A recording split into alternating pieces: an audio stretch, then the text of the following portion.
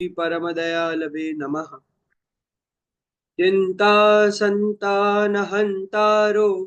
यत्पादाम्बुजरेणवः स्वीयानान्तान्निजाचार्यान् प्रणमामि मुहुर्मुहुः। यदनुग्रहतो जन्तुः सर्वदुःखातिगो भवेत् तमहं सर्वदा वन्दे श्रीमद्वल्लभनन्दनम्। अज्ञानतिमिरान्धस्य ज्ञानाञ्जनशलाकया चक्षुरुन्मीलितं येन तस्मै श्रीगुरवे नमः। नमामि हृदये शेषे लीलाक्षीराब्धिशायिनं लक्ष्मीसहस्रलीलाभिः सेव्यमानं कलानिधिं चतुर्भिश्च चतुर्भिश्च चतुर्भिश्च त्रिभिस्तथा षड्भिर्विराजते योऽसौ पञ्चधा हृदये मम। नमामि श्रीबालकृष्णं यशोदोत्सङ्गलालितं पूतना सुपयः पान रक्षिताशेषबालकं प्रभुर्नन्दकुमारो मे स्वामिनी वृषभानुजा कृतार्थोऽहं कृतार्थोऽहं कृतार्थोऽहं न संशयः। आचार्यवाचः प्रणमामि भाष्य सुबोधिनिष्ठा यास्ताः मत्स्वान्तमागत्य कृपाप्लुतास्ताः मदीयवाचां रचयन्तु। उपस्थित आप सर्व श्री वल्लभना चरणानुरागी भाविक वैष्णवजनो, આપણે જ્યારે શ્રી મહાપ્રભુજીની વાણી દ્વારા અલગ અલગ જે શાસ્ત્રો મોક્ષના વિષયમાં પ્રગટ થયા અને મોક્ષના વિષયમાં પ્રકટ થઈને જુદા જુદા જે માર્ગો જીવ માત્ર માટે જે ખોલ્યા છે એને આપણે સમજી રહ્યા છીએ। એ આખા પેલા સિક્વન્સના અંદર શ્રી મહાપ્રભુજીએ જ્યારે આપણને બે પ્રકારના મોક્ષની વાત કરી છે, ટોટલ 4 શાસ્ત્રોની વાત કરી, પણ 4 શાસ્ત્રોમાં બે પ્રકારની કેટેગરીઝ અથવા બે પ્રકાર બતાવવામાં આવ્યા। એ છે સ્વતો મોક્ષનો અને પરતો મોક્ષનો। સ્વતો મોક્ષ જે સ્વતઃ આપણે જે જાતે આત્મા દ્વારા જે મળી શકે, જે આપણે કાલે ભગવદ્ ગીતાના વચનો દ્વારા પણ સમજ્યું કે ઉદ્ધરેત આત્મનાત્માનમ આત્માનમ અવસાદયેત, તો એ બધા દ્વારા। અને બીજો એક રસ્તો એ પરતો મોક્ષનો છે, જે હવે આપણે આગળ સમજીશું। હવે સ્વતો મોક્ષના અંદર શ્રી મહાપ્રભુજી જ્યારે મોક્ષમાં જ્યારે કૃતાર્થતામાં સમજાવવા માટે આપણને આજ્ઞા કરી રહ્યા છે કે શેને કૃતાર્થતા અહીંયા કહેવાય છે, કયા સંદર્ભમાં કહેવાય છે, કૃતાર્થ થવું એ કઈ રીતનું છે, તો એને સમજાવતા આપશ્ય આજ્ઞા કરે છે કે અહંતા મમતા નાશો સર્વથા નિરહંકૃતો અહંતા મમતા નાશો સર્વથા નિરહંકૃતો સ્વરૂપસ્થો યદા જીવઃ કૃતાર્થસ્ય નિગદ્યતે, કે જ્યારે વ્યક્તિમાંથી અહંતા ને મમતાનો નાશ થાય છે, અહંતા ને મમતાનો નાશ થઈ અને સર્વથા નિરહંકૃત થઈ જાય છે, જ્યારે પોતાના સ્વરૂપમાં રહે છે, ત્યારે કૃતાર્થ થયેલો કહેવાય છે। હજી આ ડેફિનેશનને આપણે ઘણી સરખી રીતે સમજશું, પણ પહેલા આપણે બેસિક પર જઈએ તો અહીંયા અહંતા અને મમતાના નાશ વિશેની વાત છે। જે કોઈ પણ માર્ગ છે એ બધા આના ઉપર જ ફોકસ્ડ છે કે અહંતાનો અને મમતાનો નાશ થાય। અહંતા મમતાનો નાશ એ દરેક જગ્યાએ ખૂબ આવશ્યક છે। કશે પણ જો આપણે આ બધા સંસારમાંથી બહાર આવવું હશે, કારણ કે અહીંયા પહેલા જ આચાર્ય ચરણો આપણને સમજાવે છે કે અહંતાત્મક મમતાત્મક સંસાર, અહંતા અને મમતાથી યુક્તને જ આપણે સંસાર કહીએ છીએ। માટે એક વાક્ય છે કે જગત સત્ય છે પણ સંસાર મિથ્યા છે। હવે આમાં ફરક સમજવાનો છે।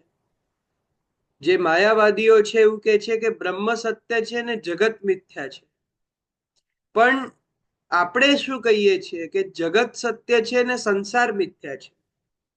તો એનો અર્થ શું કે જગત અથવા જે પ્રપંચ, જે પંચ મહાભૂતોથી બનેલું છે, એ તો કારણ કે બ્રહ્મ જ, જે બ્રહ્મ પોતાના અલગ અલગ સત ચિત અને આનંદ અંશથી પોતે જે આખા બ્રહ્માંડનું જે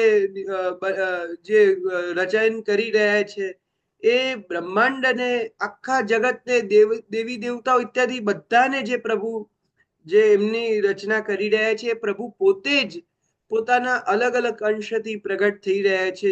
દાખલા તરીકે જે જડ સૃષ્ટિ છે, એટલે કે જેટલા જડ આપણી ત્યાં દિવાલો જુઓ કે કોઈ પણ વસ્તુઓ જુઓ, કોઈ પણ સોલિડ વસ્તુ જુઓ, જલ જુઓ, ગમે તે જુઓ, એ બધું જડ છે. એની અંદર કેવલ ને કેવલ ભગવાનનો સત ધર્મ જ વિદ્યમાન છે. ભગવાનના જે 3 ધર્મો છે, સચ્ચિદાનંદ રૂપાય, તેમાં સત જ વિદ્યમાન છે. જ્યારે કે જે મનુષ્ય છે અથવા કોઈ પણ પ્રાણી માત્ર છે, એમાં પ્રભુના 2 ધર્મ છે, સદ્ધર્મ અને ચિત ધર્મ. એમાં પ્રભુનું ચૈતન્ય પણ છે, એટલે એની અંદર 2 છે. પણ આપણામાં અને હજી અન્ય અવતારોમાં શું ફેર કે આપણામાં આનંદ અંશ નથી, આનંદ અંશનો આપણામાંથી તિરોભાવ થઈ ગયો છે. એટલે આખી જે સૃષ્ટિ છે, આખું જગત છે, તો ભગવાનનું જ સ્વરૂપ છે. ભગવાન જ આખા જગત રૂપમાં પ્રકટ થયા છે. તો પછી આ જગત એ મિથ્યા કેવી રીતે હોઈ શકે?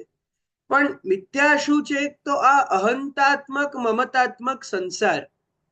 અહંતા એટલે અહમ, એટલે હું, અને મમતા એટલે મારું.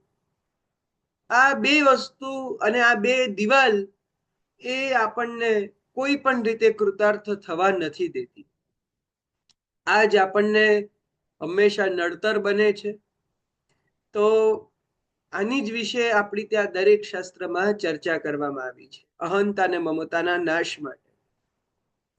આપણે અલગ અલગ જગ્યાએ જોઈએ, ઇવન કે આપણા ભક્તિ માર્ગમાં પણ, આપણા સંપ્રદાયમાં પણ આચાર્ય શ્રી મહાપ્રભુજીએ જે સેવા પ્રકટ કરી, એ સેવા પણ કઈ પ્રકટ કરી? તનુવિત્તજા સેવા. હવે તનુવિત્તજા સેવાથી શું થાય છે એ જો સમજીએ, તો આ સેવા એ વાસ્તવમાં અહંતા અને મમતાનો નાશ કરે છે. આપણી ત્યાં પણ અહંતા અને મમતાનો નાશ છે, પણ થોડીક અલગ રીતમાં છે. અહંતા અને મમતાનો નાશ કેવી રીતે થાય? કારણ કે જ્યારે તમે તનુજા એટલે તન દ્વારા સેવા કરો છો, શારીરિક રીતે સેવા કરો છો, એટલે કે તમે બહુ મોટા કોઈ પ્રોફેશનમાં હો, અથવા કોઈ તમે બહુ જાની માની હસ્તી હો, છતાં પણ તમે ઘરે આવીને તમારા પ્રભુના દાસ બનીને પ્રભુનું મંદિર વસ્ત્ર કરો છો. જેમ અંબરીશ રાજા આટલા મોટા રાજા થઈને કરવ હરે મંદિર માર્જનાદિશુ, એ ભગવાનના મંદિરનું માર્જન ઇત્યાદિ કરતા હતા. તો એમના અંદર આ બધી સેવા કરવાને કારણે કોઈ પણ જાતની અહંતા નહોતી, અહંકાર નહોતો. આ હું છું, મારી આ આઈડેન્ટિટી છે, એ બધું નહોતું. વાસ્તવમાં આ બધું મિથ્યા કેમ છે? કારણ કે આપણી જેટલી કોઈ પણ આઈડેન્ટિટી છે, આપણા શરીર સાથે આપણે વિચારેલી છે.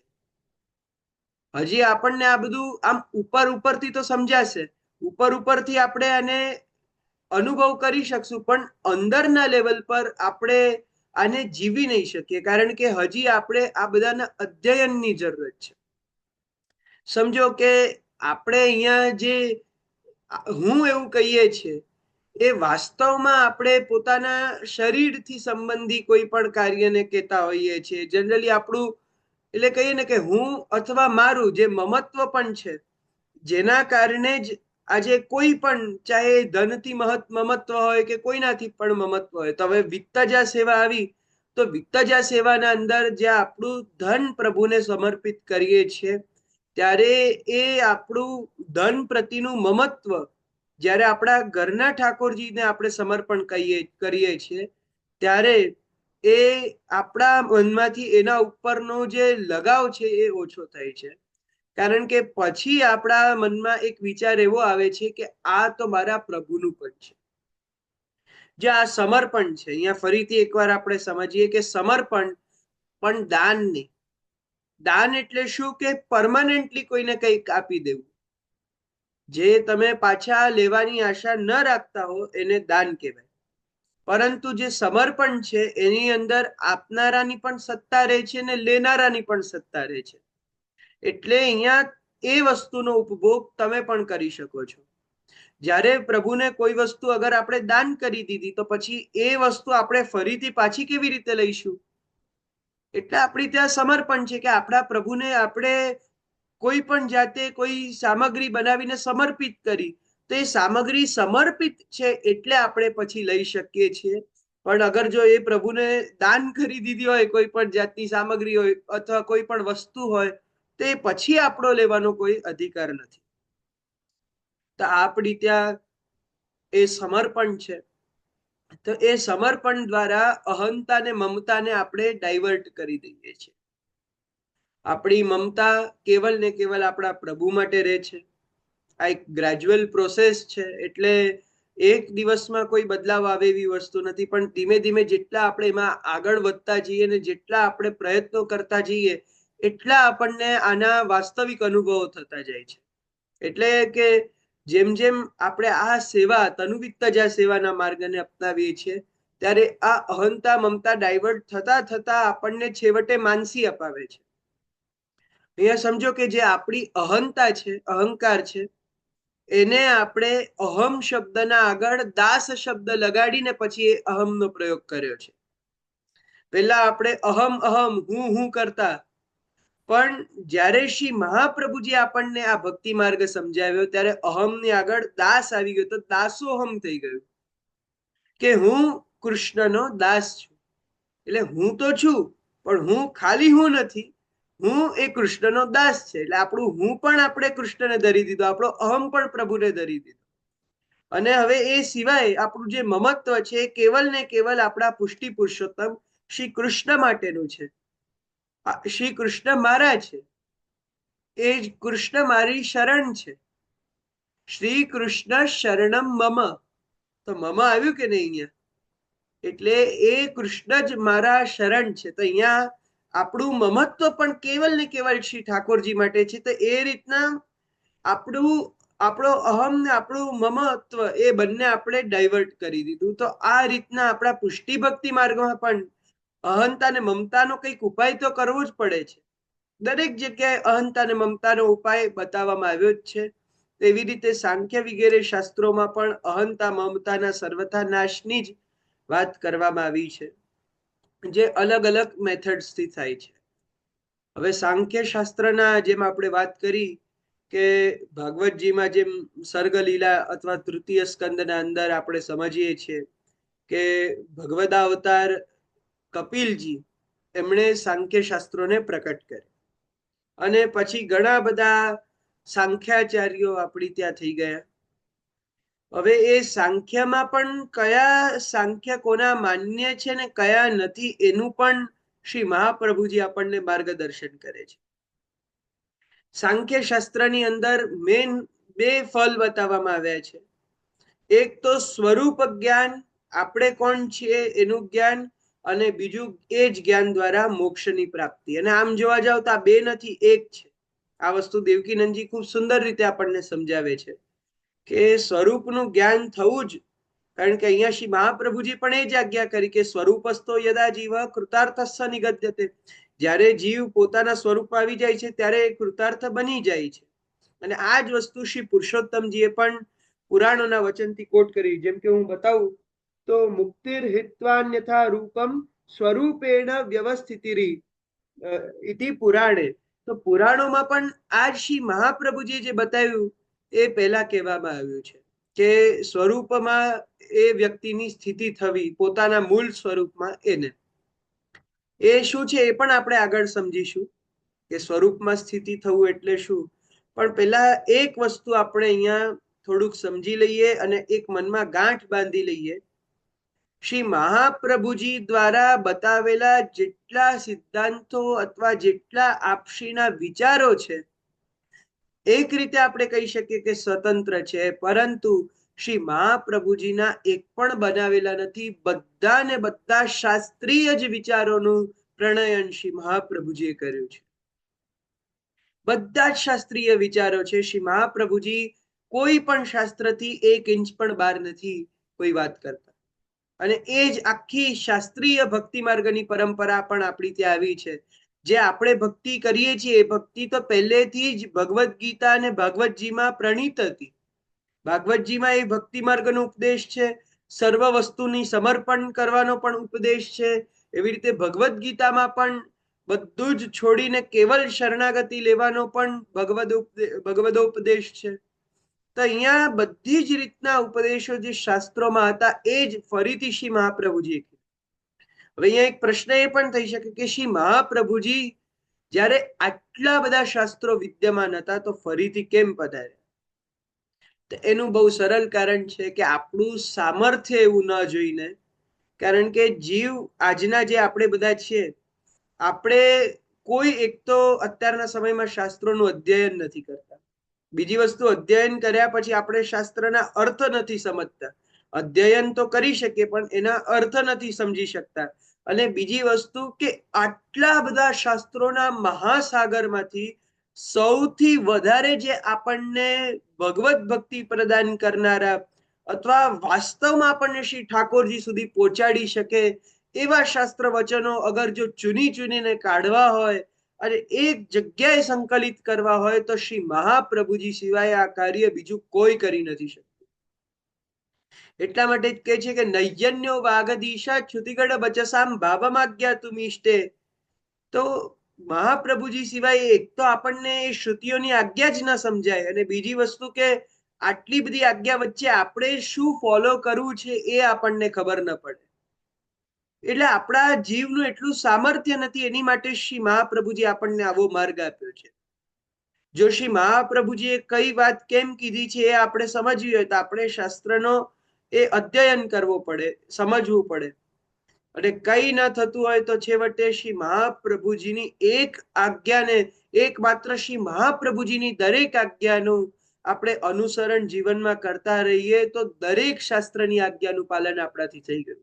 કારણ કે આપશ્રીનો માર્ગ આખો ને આખો શાસ્ત્રીય માર્ગ છે.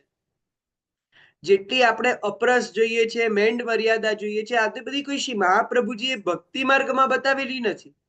આ બધી તો શાસ્ત્રીય છે, શાસ્ત્રોક્ત મર્યાદાઓ જ છે. તો એટલા માટે આપણને શ્રી મહાપ્રભુજી આ બધાનું એક કમ્બાઇન્ડ ફોર્મ, એક કલેક્શન આપ્યું કે જેને આપણે સરળતાથી જીવનમાં ઉતારી શકીએ. તો આ કૃપા કરી છે આચાર્ય શ્રી મહાપ્રભુજી. હવે આગળ આપણે સમજીએ કે સ્વરૂપસ્થ હોવું એટલે પોતાના સ્વરૂપમાં રહેવું. હવે આપણા શરીરમાં અહંકાર રહેવાના સ્થળોમાં પુરુષોત્તમજી આજ્ઞા કરે છે કે સ્થૂલ અને સૂક્ષ્મ. સૂક્ષ્મ એટલે લિંગ શરીર અને સ્થૂલ શરીર.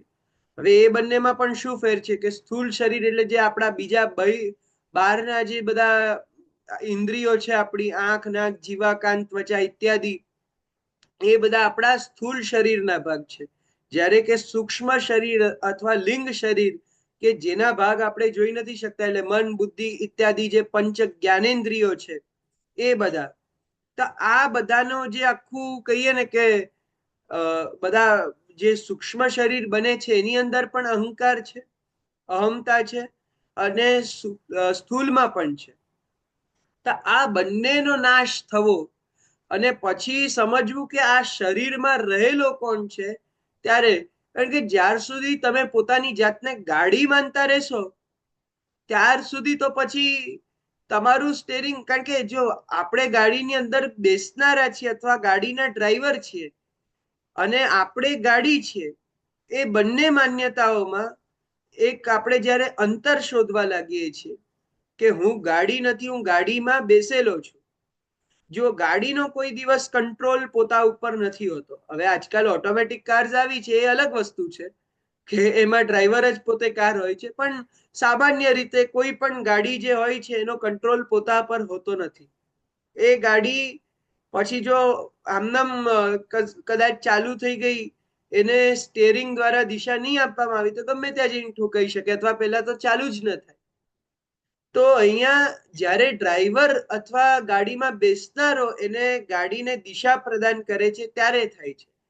એટલે બધી જ વસ્તુ, બધા અધિકારો અંદર બેસનારાના હોય છે અને ગંતવ્ય સ્થળ પણ બેસનારાનું જ હોય છે. ગાડી પહોંચાડવાનું સાધન છે, પણ બેસનારો એ એની અંદર રહેલો સાધનો કરનાર વ્યક્તિ છે. એટલે આ જ ફરક જ્યારે આપણને અંદરથી સમજાઈ જાય કે આ શરીરના અંદર રહેલા આપણે શારીર છે, એટલે કે આપણે જે જીવ છે એ જ્યારે આપણા જ્ઞાનને પ્રાપ્ત કરીને આમાંથી આપણે મુક્ત થઈએ ત્યારે આત્મા નામની સંજ્ઞા આપણને લાગે છે. એટલે કે ત્યારે આપણે જઈને એવું ખબર પાડી શકીએ કે હું આ શરીર નથી, એનાથી કંઈક અલગ છું. સાંખ્યમાં આ જ બતાવવામાં આવ્યું છે કે જે સાંખ્યમાં ત્યાગ માર્ગ છે, એટલે કે બધું જ છોડી દેવું. તો અહીંયા બધું જ છોડવાનો અર્થ છે કે બધા સાધનો છોડી દેવા. જેટલા કોઈ પણ જીવન જીવવાના સાધનો છે એ બધાનો ત્યાગ કરીને, જીવન જીવવાના સાધન એટલે કે અલગ અલગ પ્રકારના જે આપણે બાહ્ય સાધનો જોઈએ છીએ એ બધાના ત્યાગ કરીને પછી આપણે ધીમે ધીમે પોતાની ખોજ ઉપર નીકળીએ, પોતાને સમજતા જઈએ, ને જ્યારે પોતાનું જ્ઞાન થઈ જાય ત્યારે જે આપણને કૃતાર્થતા મળે એ સાંખ્ય છે. થોડુંક અઘરું થાય છે મને ખ્યાલ છે, પણ છતાંય આને થોડું સમજવાનો હજી આપણે પ્રયત્ન કરતા રહીએ કે આ સાંખ્ય માર્ગ એટલે બેસિકલી ત્યાગનો માર્ગ. એક બીજા ઉદાહરણથી કહું તો સાંખ્ય છે ને એક એવો રસ્તો છે, સાંખ્ય અને યોગ વચ્ચે જો આ જ અંતર છે કે સાંખ્ય છે ને એ એક એવા રસ્તેથી ગાડી ચલાવવાનું છે કે જ્યાં આપણને ખુલ્લા રસ્તા મળે, બીજા કોઈ પણ વાહન નથી હોતા. જ્યારે કે યોગ માર્ગ એવું છે કે હજારો ગાડીઓના ટ્રાફિક વચ્ચેથી કાઢવી. હવે જો બંનેમાં પરફેક્શન, સાંખ્ય માર્ગમાં પણ જ્યારે આપણે ચલાવીએ છીએ ત્યારે બીજી કોઈ ગાડી ન હોવાને કારણે ટકરાવવાની કોઈ જાતની એવી બાધાઓ રહેતી નથી. જ્યારે કે યોગ માર્ગમાં એવું છે કે હજારો ગાડીઓ છે, પણ તમે કેટલા એક્સપર્ટ ડ્રાઈવર છો એના ઉપર આધાર છે કે તમે આટલી આટલી જગ્યાઓમાંથી પણ તમે ગાડીઓ કાઢી શકો છો, તમે તમારી જગ્યાએ તમે પહોંચી શકો છો. ટ્રાફિક જે મૂવિંગ ટ્રાફિક હોય છે એ પણ તમને ક્યારેક બાધા નથી બનતો, કશે તમે અડકાડી નથી દેતા આવા ટ્રાફિક વાળા ઝોન્સમાં. તો આ બંનેનો ફેર છે કે અહીંયા જ્યાં સાંખ્ય માર્ગમાં બાહ્ય જે બધા સાધનો છે એ બાધક રૂપ છે, કે એ જ સાધનો જ્યાર સુધી હશે, સંસાર જ્યાં સુધી હશે, આપણે ઘર ઇત્યાદિમાં જ્યાર સુધી રહેશું ત્યાર સુધી આપણને આ બધું નહીં સમજાય, એટલે આ બધાને છોડવા પડશે. ખાલી રસ્તા ઉપર જ આપણે ચાલવું પડશે. એ સાંખ્ય માર્ગ છે. જ્યારે કે યોગ માર્ગ એવો છે કે જેના અંદર આપણે જઈએ, ભલે બધી જ સંસારની વસ્તુઓ આપણા આસપાસ ફરતી રહે, એ ગાડીઓ આપણી આજુબાજુમાંથી નીકળતી હોય, આપણા પાછળથી નીકળતી હોય, આગળથી નીકળતી હોય, છતાંય આપણે એટલા એક્સપર્ટ ડ્રાઈવર બનીને ગમે ત્યાંથી આપણી ગાડી કાઢીને પણ એને કોઈ પણ જાતના આવા વિષય રૂપી અથવા કોઈ પણ જાતના આવા સંસાર રૂપી ગાડીને અથડાવીએ નહીં, ત્યારે એ યોગ માર્ગ છે. આ એક બંનેનો ફરક. એટલે ત્યાગ એ સાંખ્યમાં છે અને અત્યાગ એ યોગમાં છે. એટલે હવે આપ લોકોને કદાચ ખબર પડી ગઈ હશે. હવે સાંખ્યના અંદર હવે એક વિશેષ વસ્તુ આવે છે કે સાંખ્ય પણ પાછું કેટલું માનવા યોગ્ય, ક્યાં ક્યાં માનવા યોગ્ય. હવે અહીંયા એક પ્રશ્ન પોતે પુરુષોત્તમજી ઉપાડે છે ને બધાને પૂછે છે કે ગૌતમ કણાદાદી ઋષિ. હવે ગૌતમ કણાદાદી ઋષિની વાત કરું તો ગૌતમ ઋષિ ન્યાયના અને વૈશેષિકના કણાદ હતા. તો હવે આમાં પુરુષોત્તમજી પૂછે છે કે આ લોકોના જે મત છે એ અંશ રૂપમાં એટલે અંશભર વેદથી વિરુદ્ધ છે. એવી રીતે સાંખ્યમાં પણ અમુક અંશ વેદ વિરુદ્ધ લાગે છે. તો શું પછી એ અંશને આદરપૂર્વક જોઈ શકાય? તો અહીંયા એને જ આગળ પુરુષોત્તમજી શ્રી મહાપ્રભુજીના વચનોના આધાર પર સમજાવે છે. શ્રી મહાપ્રભુજી પણ એ જ વચનોના આધાર પર આપણને બધું સમજાવે છે કે કેવી રીતના આ સાંખ્ય શાસ્ત્ર પણ પ્રામાણિક શાસ્ત્ર છે. જેમ આપશ્ય આજ્ઞા કરે છે કે તદર્થમ પ્રક્રિયા કાચિત પુરાણેપી નિરૂપિતા. તો એમાં આ જે પ્રક્રિયા છે, હવે પ્રક્રિયા કઈ છે એ પણ હવે આપણે આગળ સમજીએ, જે પુરાણોમાં નિરૂપિત છે, પુરાણોમાં બતાવેલી છે. હવે જેમ હમણાં આપણે પહેલા વાત કરી કે મોક્ષનું લક્ષણ પુરાણમાં છે, સાંખ્ય આદિ પણ પુરાણમાં વર્ણિત છે. પુરાણમાં તો શું, પહેલા તો ભાગવતજીના તૃતીય સ્કંદમાં આખું સાંખ્ય માતા દેવહૂતિને કપિલ ભગવાન સમજાવે છે સર્ગલીલામાં. તો એમાં જે સાંખ્ય બતાવવામાં આવ્યું છે પુરાણોના અંદર, એનાથી પણ જે ફલ મળે છે અને ઇતર જેટલા પણ ઋષિ મુનિઓ કરે છે, ઋષિભીર બહુધા પ્રોક્તા ફલમેકમ અબાહ્યત, કે જેટલા ઋષિ મુનિઓ પણ અલગ અલગ પ્રકારની વાણી કરે છે. કારણ કે જો બધા ઋષિ મુનિઓ, અહીંયા મહાપ્રભુજી પહેલા જ સમજાવેલું કે પોતાના વિચારથી, એટલે ભગવાને જેમ એમને પ્રેરણા કરી એવા શાસ્ત્રો એમણે પ્રણીત કર્યા. તો અહીંયા જે ઋષિ મુનિને જેવી પ્રેરણા થઈ એવી રીતે એમણે બતાવ્યું. હવે એની અંદર જે હમણાં આપણે વાત કરી કે મન, બુદ્ધિ, ચિત્ત, અહંકાર ઇત્યાદિ, કે અલગ અલગ જે બધા તત્વો છે, અહીંયા એને તત્વ રૂપમાં બતાવ્યા છે. તેમાં પુરાણોના અંદર જે સાંખ્ય છે એમાં 25 તત્વ બતાવવામાં આવ્યા છે. તો કોઈક સાંખ્યાચાર્યએ અલગથી 26 તત્વો બતાવ્યા છે, કોઈકે 15 તત્વો બતાવ્યા છે. જુદા જુદા તત્વો બધાએ આના બતાવેલા છે. તો હવે એના આખી શ્રેણીમાં કે જ્યાં એ સાંખ્યની જે પ્રોસેસ છે એમાં કદાચ કંઈક ફરક પડી જાય, છતાં એ બધાનું ફલ માત્ર ને માત્ર એક છે, એટલે એમાં કોઈ પણ જાતનો વિરોધ નથી આવતો. અને બીજી વસ્તુ કે એ વેદ વિરોધી અથવા પુરાણ દ્વારા બતાવેલા એના વિરોધી નથી. એ કારણથી આ બધા શાસ્ત્રો આપણા દરેક વ્યક્તિ માટે આદરણીય છે, દરેક શિષ્ટ વ્યક્તિ માટે આદરણીય છે, એવું પુરુષોત્તમજી કહે છે. અને એનું એ જ કારણ છે કે આ બધા વેદ ને પુરાણ ને બધાને સાથે રાખીને ચાલે છે. ફલ બધાનું એક જ છે. મૂળમાં બે ફલ દેવકીનંદજીએ બતાવ્યા છે.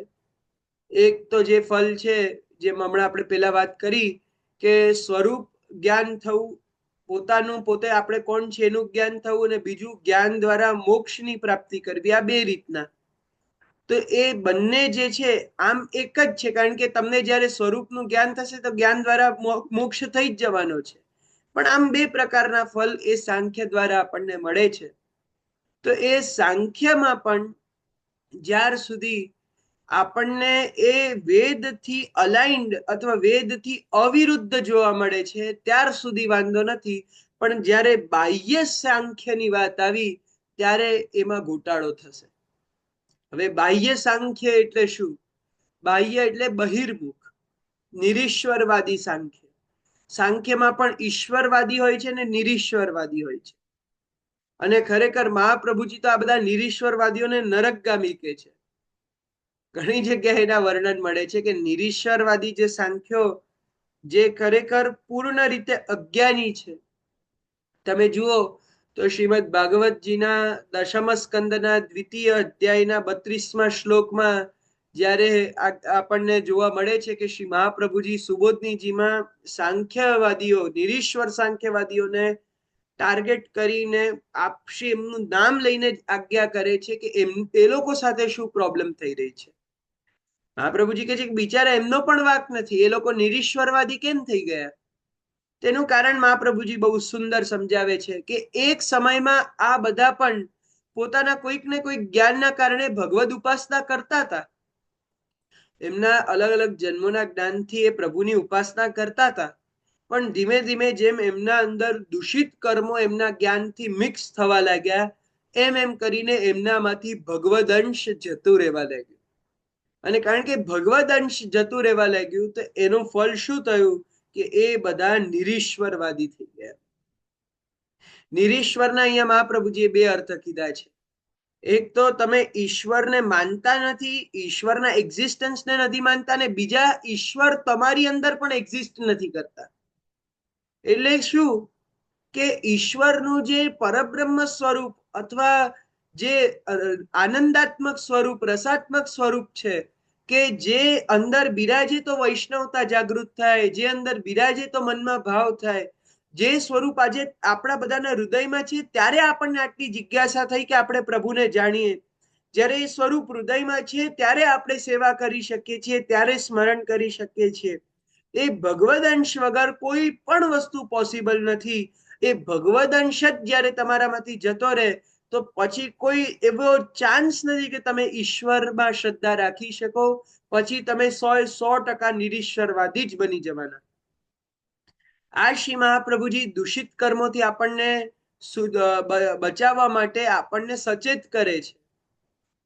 આપણા જીવનમાં એ જે કર્મોના મહત્વ છે કે ખોટા કર્મો કરવાથી જે આપણને ફલ મળે છે. ભક્તિ માર્ગીય વ્યક્તિનો વિચાર કરો કે જે ભગવાનનો ભક્ત છે, ભક્તિ માર્ગનું અનુસરણ કરે છે, એના માટે સૌથી મોટામાં મોટું દંડ કયું? તો પોતાના પ્રભુથી બહિર્મુખ થવું.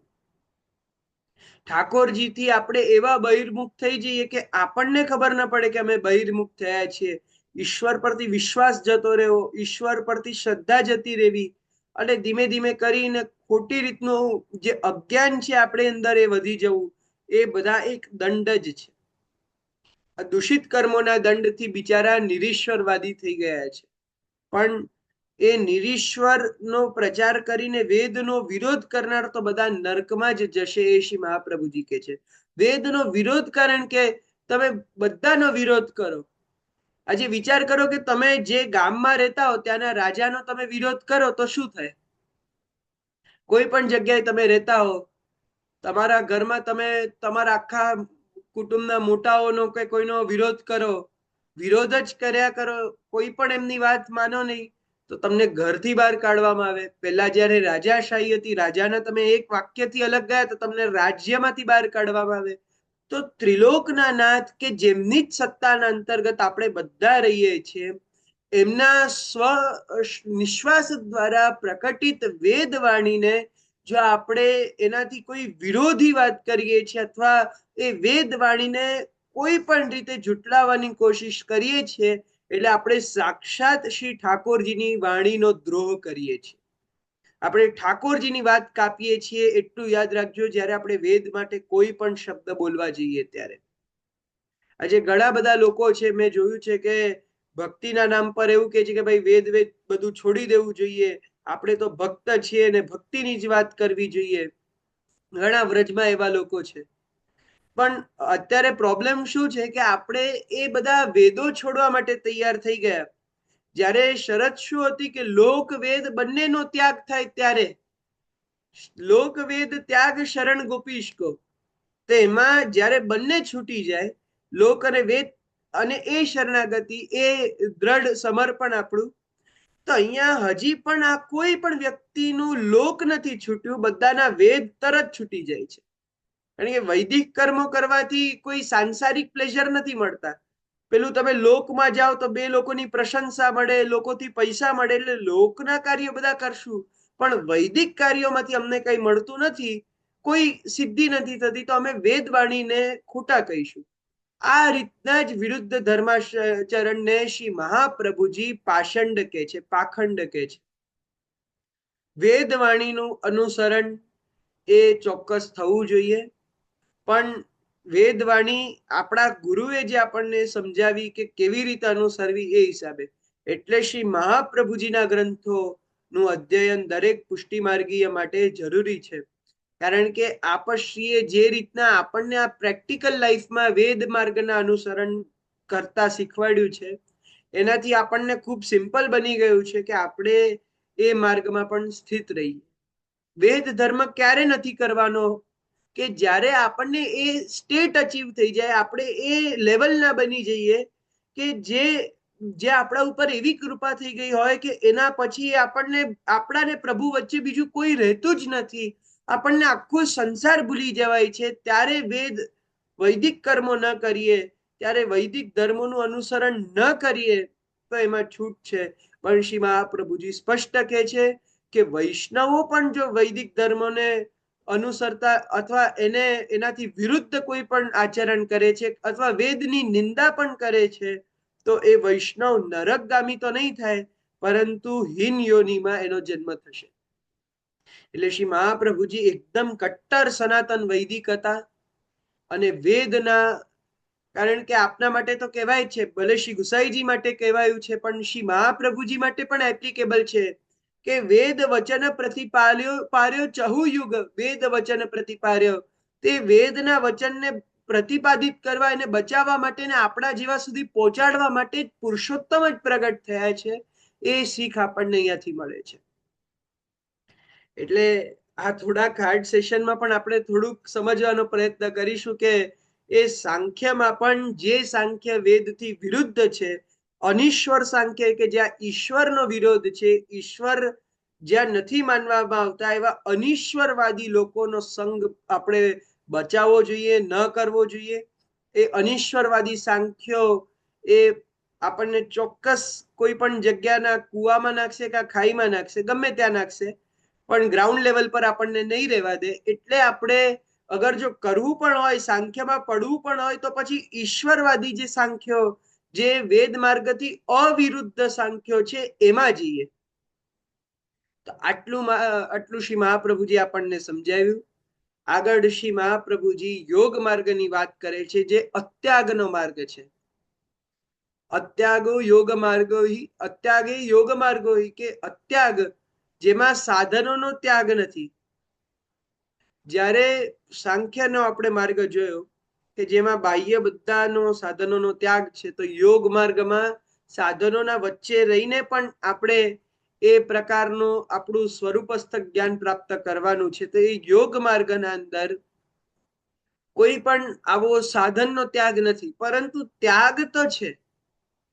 સાધનનો ત્યાગ નથી, પણ ત્યાગ કેવી રીતે છે? તો મનસૈવ હિ, મનથી જ કેવલ આપણે અહીંયા ત્યાગ કરીએ છીએ. આપણે લિટરલી કોઈ આપણા આસપાસની વસ્તુઓનો સાચો ત્યાગ નથી કરતા. એટલે યોગી કદાચ કોઈ વસ્તુ નહીં પણ છોડેલો હોય, તો એના મનથી બધા પ્રતિ અનાસક્ત હશે, અને કોઈ પણ જાતની આસક્તિ યોગીને નહીં હોય. હવે એ અચીવ કરવા માટે પણ યોગીએ અષ્ટાંગ યોગ એટલે 8 સ્ટેપ્સ વાળો યોગ ફોલો કરવો પડે છે, જેમાં યમ, નિયમ, આસન, પ્રાણાયામ, પ્રત્યાહાર, ધ્યાન, ધારણા અને સમાધિ. હવે સમાધિ સુધી એને પરફેક્ટ બધાનો જ પાલન કરવું પડે છે. ત્યારે એનામાં એ લાયકાત આવે છે યોગ માર્ગમાં, કે કોઈ પણ જાતનો ત્યાગ કર્યા વગર એ પોતે પોતાના મનથી જ બધાથી દૂર થતો જાય. તે એની માટે આટલી આખી પ્રોસેસ ફોલો કરવાની હોય છે. એ યોગ માર્ગમાં થાય છે. કાલે આપણે ડિસ્કસ કરેલું એમ ચિત્તવૃત્તિના નિરોધને યોગ કહેવાય છે. ચિત્તવૃત્તિને કશે લઈ જવી એટલે કહીએ ને કે આપણી સામે કંઈ પણ ન હોવું, એ એક ફોકસ, અને બધું આપણી પાસે હોવું પણ એક જ જગ્યાએ ધ્યાન લાગવું, એ ફોકસ. આ બે ફોકસ અલગ અલગ જગ્યાના બતાવવામાં આવ્યા છે. આ આપણે રિલેટ કરી શકીએ કે જેમ ઘણા વિદ્યાર્થીઓના જે એક્ઝામ્સ આવતા હોય છે, ત્યારે ઘણા લોકો એવા હોય છે કે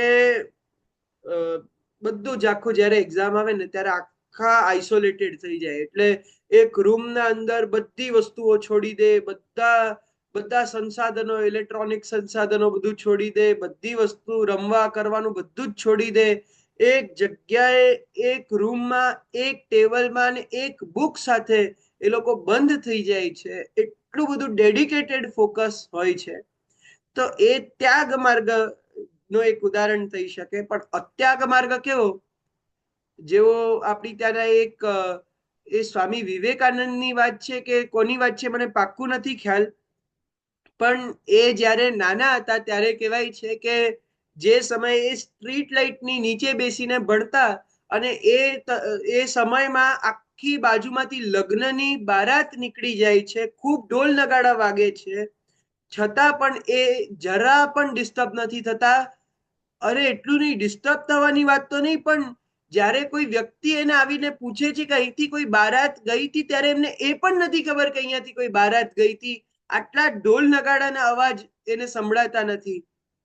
જેમ આજે પણ ઘણા બધા સાયન્ટિસ્ટ આપણા એવા છે, ઘણા બધા લોકો એવા છે, બહારના લોકોમાં પણ મેં એક ઇલોન મસ્કની વાત સાંભળેલી છે કે એમનું પણ ફોકસ આવું છે કે આજુબાજુ જે વાત થતી હોય એમને ખબર ન પડે. તો આ બધા એવા કે જેના અંદર બાહ્ય ગમે તેવું વાતાવરણ તમે સર્જાવી દો, પણ મારું ફોકસ તો એવું ને એવું જ રહેશે. જો કે આ તો બહુ નીચલા સ્તરની વાતો છે, પણ જે આપણે સાંખ્ય અને યોગ વિષયની વાત કરીએ છીએ, એ સાંખ્ય માર્ગના અંદર બધાનો ત્યાગ બતાવેલો છે, જ્યારે અત્યાગનો માર્ગ એ આપણને યોગ માર્ગમાં બતાવવામાં આવ્યો છે. તો એ યમ નિયમ ઇત્યાદિથી લઈને છેક સમાધિ પર્યંત બધું કરીએ ત્યારે થાય. અને બાહ્યાભ્યંતર એમાં શુદ્ધિ આપણી છે, અભ્યંતરથી ત્યાગ છે, એ આપણને બતાવવામાં આવ્યો છે. સાધનોનો ત્યાગ નથી, પણ મનથી આપણે એ સાધનોને છોડીએ છીએ, એવી વાત આપણને અહીંયા આ યોગ માર્ગમાં સમજાવવામાં આવી છે.